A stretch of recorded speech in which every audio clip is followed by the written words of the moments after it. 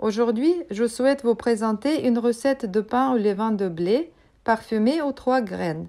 Graines de tournesol, graines de lin et graines de sésame. Sur cette chaîne, il existe déjà une recette similaire au levain de seigle. Vous pouvez la visualiser en cliquant ici. Dans cette vidéo, je vous détaille toutes les étapes. Restez avec moi, c'est parti. Dans un bol, mettez une cuillère à café de starter directement du frigo. Rajoutez 75 g de farine et 95 g d'eau. Mélangez jusqu'à l'obtention d'une pâte homogène, sans grumeaux. Renfermez le bol et laissez reposer pendant 10 à 12 heures. Il est important de garder en tête que le temps de repos peut varier de simple à triple en fonction de la température dans votre cuisine. En effet, si vous préparez votre pâte en été et la température ambiante dépasse 28 degrés, alors en 4 heures, votre levain sera prêt. Si en revanche, il fait frais dans votre cuisine, je dirais au-dessous de 23 degrés, 10 heures de repos pourraient ne pas suffire. Avec la pratique, vous allez être capable d'ajuster le temps de repos en fonction de ce paramètre.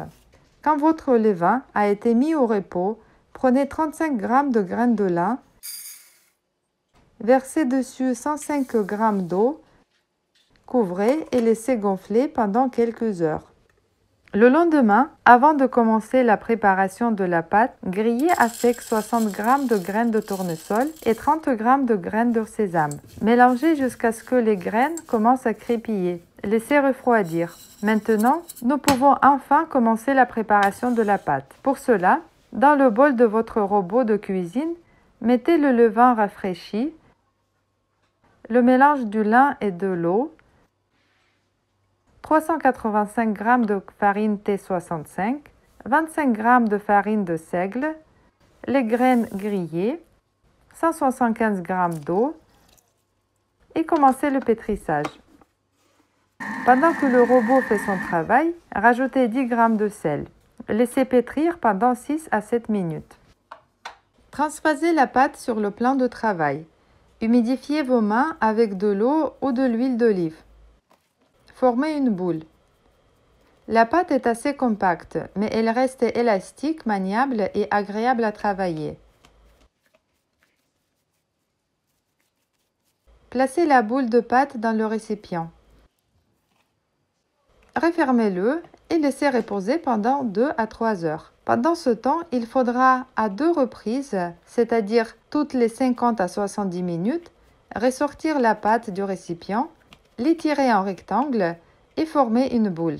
Saupoudrez bien vos bannetons à pain avec de la farine. Formez un pâton ovale.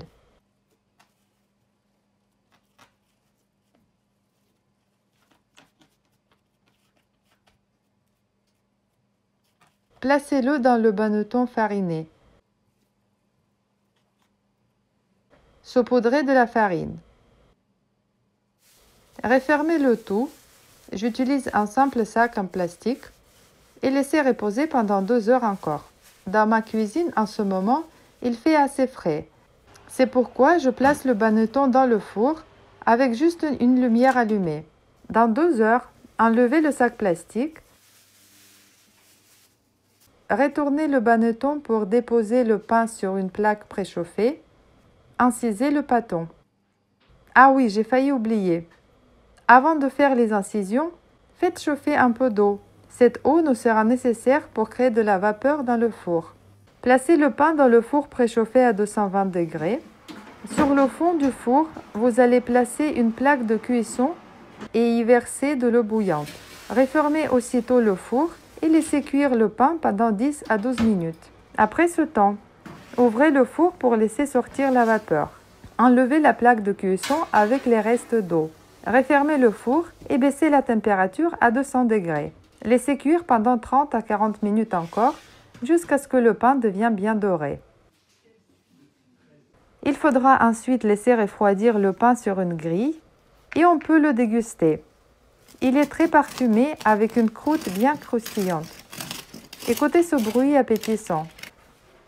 Vous pouvez être sûr, il sera mangé jusqu'à la dernière miette. Ce pain est excellent pour la santé puisqu'il ne contient pas de levure boulangère. En plus, il est plein de fibres grâce aux graines qu'il contient. Je serais ravie si cette recette vous ait donné envie de l'essayer. N'hésitez pas à partager vos impressions dans les commentaires au-dessous de la vidéo.